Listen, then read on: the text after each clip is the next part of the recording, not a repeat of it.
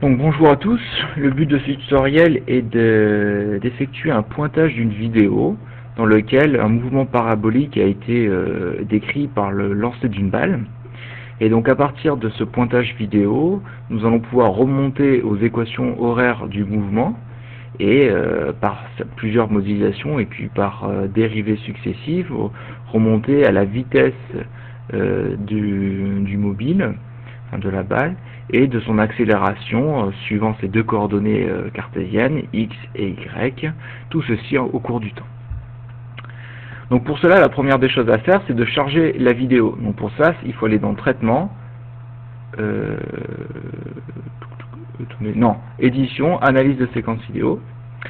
Dans Fichier, il va falloir aller chercher la vidéo qui correspond à notre TP. Donc pour moi, elle est sur le bureau. Voilà, donc je vous rappelle, c'est l'activité 3 du chapitre 10 où on a effectué et étudié la chute parabolique. Donc, cette vidéo, on peut la lire en cliquant sur Lecture, revenir à la première image, en revenant ici, aller directement à la dernière image ici, ou aller image par image, pour la faire défiler image par image. Donc dans un premier temps, on peut effectivement regarder quelle est, selon vous, entre quelle image et quelle image il est nécessaire de faire le pointage. Donc pour cela, en fait, on regarde effectivement que la personne a bien lâché la balle pour pouvoir commencer son pointage. Donc c'est le cas ici, sur la image 0, elle a déjà lâché la balle. Par contre, sur l'image 23, c'est encore bon, il n'a pas récupéré la balle, donc on pourra faire le pointage entre l'image 0 et l'image 23. Donc pour commencer le pointage, dans un premier temps, il va falloir sélectionner l'origine. Sélectionner l'origine, on le met au centre de la balle. On peut céder du zoom en bas à droite. Voilà. La sélection de l'étalon est donnée par généralement une règle sur l'écran qui, elle, a une longueur bien précise. Donc je clique. Je clique une première fois ici au début de l'étalon, une deuxième fois ici, une fenêtre s'affiche, il va falloir que je nous donne la longueur de l'étalon, donc ici on nous dit que c'est bien 1 mètre, donc je clique sur 1 mètre. Le sens des axes est correct, on va prendre un axe vertical vers le haut et un axe horizontal vers la droite. Le déplacement on laisse absolu et on peut commencer la saisie manuelle des points. Je clique sur saisie manuelle des points et je viens donc du coup cliquer sur le centre de la balle à chaque image. Donc je fais un premier clic et on passe directement à l'image d'après, donc je peux continuer à faire mes clics et à chaque clic, la valeur de la position X et la position Y, donc des coordonnées de la balle, est enregistrée dans un tableur et que je pourrais récupérer après dans le logiciel de Lattice Pro. Donc ici, on peut toujours céder du zoom, bien tracer et faire en sorte de bien prendre les points tout au cours du mouvement. Voilà. Donc là, on remarque que ce mouvement, c'est un mouvement parabolique. On voit déjà bien l'allure de la parabole. Et puis on peut également remarquer dans un premier temps que ce mouvement est d'abord décéléré, puis accéléré.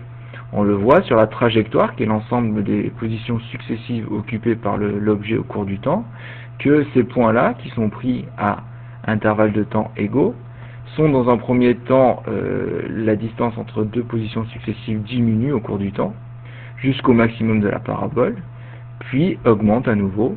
Donc effectivement, on a bien un mouvement qui est décéléré, puis accéléré. Donc j'arrive à la dernière image. Une fois que j'ai cliqué sur la dernière image, je fais terminer la sélection manuelle des points. Ah ben là je peux pas parce que là ça y est, elle a pris tous les points. Donc je n'ai plus qu'à fermer. Et ici, automatiquement, dans la liste des courbes, j'ai deux variables qui sont apparues, mouvement de X et mouvement Y. Mouvement de X correspond aux positions à l'abscisse du mobile, donc la position suivant X au cours du temps, et mouvement Y correspond à l'ordonnée du mobile au cours du temps.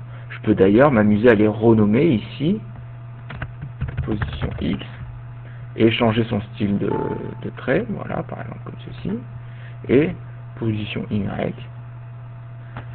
Cette étape est purement facultative, hein. On n'est pas obligé de renommer ça, du moment qu'on sait à quoi correspond le mouvement X et le mouvement Y. Donc je peux tracer dans un premier temps, si je veux, position de X au cours du temps. Alors, je vais prendre juste des ronds.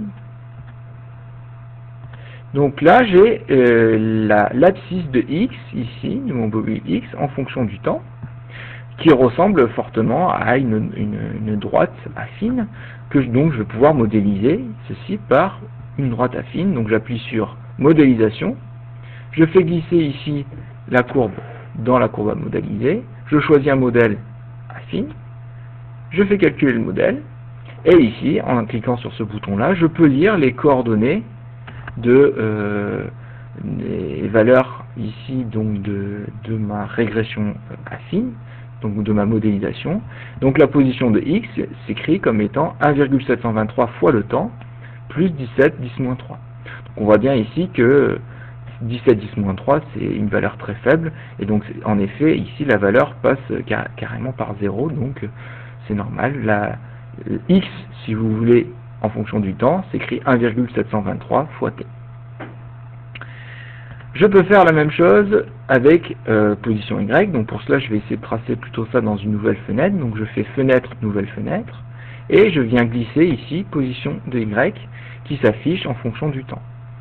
Donc si je veux organiser un peu mes fenêtres, je peux faire fenêtre mosaïque auto, et là, dans ce cas-là, je peux voir mes deux courbes qui se mettent correctement sur l'image. Donc là, encore une fois, je vais changer le style, je vais prendre juste des ronds, voilà. Et donc cette courbe ici a l'allure effectivement d'une parabole. En effet, les équations du mouvement nous disent qu'effectivement y de t est s'écrit en a t au carré plus bt plus c. Et donc du coup, je vais pouvoir modéliser position y avec une parabole cette fois-ci. Donc je choisis ici, en glissant la courbe à modéliser position y, le modèle que je vais choisir, c'est une parabole, et ici je peux faire calculer le modèle.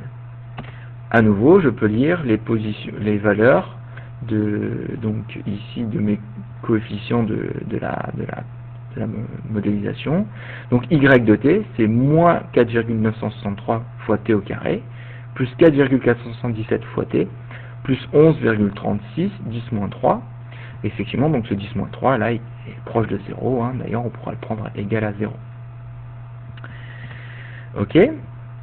Donc là, j'ai les équations horaires du mouvement, c'est-à-dire x en fonction du temps et y en fonction du temps. Si je veux remonter à la vitesse, je sais que Vx, donc la vitesse selon x, c'est égal à dx sur dt, la dérivée de x par rapport au temps.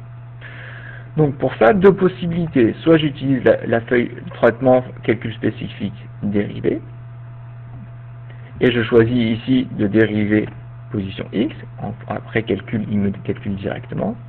Je vais ici plutôt utiliser une feuille de calcul pour changer un peu. Donc j'appuie ici traitement, feuille de calcul. Donc dans la feuille de calcul, il y a une fonction qu'on appelle dérive, qui nous permet de calculer la dérivée d'une variable que l'on connaît. Donc pour ça, en fait, si j'écris dérive de position x, il va falloir que j'attribue cette dérivée à une variable. Cette variable, je vais l'appeler vitesse x, et donc la dérivée de position de x sera attribuée à la variable vitesse x. Donc en écrivant ça et en faisant calcul, exécuter, j'ai ici pas de message d'erreur, 24 points ont été créés, et ici ma variable vitesse x a été créée. Je peux faire la même chose ici avec vitesse y, donc je vais faire un copier-coller, ça ira plus vite, et je vais dire que vitesse y, c'est la dérivée de position y. F2, ça calcule. Donc là, j'ai vitesse x et vitesse y qui ont été créées. Je vais les tracer sur une nouvelle fenêtre. Donc, je fais glisser vitesse x, vitesse y, calibré. Je vais changer, je vais mettre juste des points, des ronds, pardon, hop, ça ira mieux. Donc, sur ces courbes-là, on voit qu'effectivement, vitesse de x est quasiment constante. Vitesse de y, lui, a une courbe ici plutôt affine décroissante. Donc je vais devoir modéliser ici vitesse x par une constante, calculer le modèle. Là encore une fois, je peux lire ici que la valeur de cette constante c'est 1,715. Et je vais faire la même chose avec vitesse de y. Vitesse de y, ici, choisir un modèle, affine, calculer le modèle. Et là, encore une fois, je peux lire les valeurs ici des coefficients de ma modélisation. Vitesse y ici est égale à, donc Vy en fonction du temps est égal à moins 10,096 fois t plus 4,576. En fermant, je peux à nouveau ici organiser mes fenêtres en faisant mosaïque auto. Et donc voici ici mon graphe qui s'est tracé entre la vitesse de x, ici, la vitesse de y et l'heure de modélisation. Je continue, je vais pour remonter à l'accélération, je retourne dans ma feuille de calcul. L'accélération, suivant x, à x, c'est la dérivée du vecteur vitesse x par rapport au temps. Donc de la même manière, je vais faire accélération x égale dérive de vitesse x. Accélération y égale dérive de vitesse y. F2 pour calculer, pas de message d'erreur, ici j'ai bien mes 24 valeurs qui ont été calculées, et mes deux courbes, accélération x et accélération y, qui ont été créées. Je vais faire une nouvelle fenêtre pour tracer ces deux droites, ici et ici, calibré. Voici les deux courbes qui ont été créées. Je vais choisir des points, des ronds, pour qu'on voit mieux. Voilà, et fenêtre mosaïque auto pour voir effectivement mon accélération x et mon accélération y. Donc on voit cette fois-ci que l'accélération x et l'accélération y sont à peu près constantes également. Et donc effectivement ici si on avait une vitesse qui est égale à une constante en fonction du temps, quand je dérive j'obtiens 0. Si j'ai ici une vitesse qui est décroissante, une fonction affine décroissante, et bien si je dérive a t plus b, eh bien la dérivée ça va être a.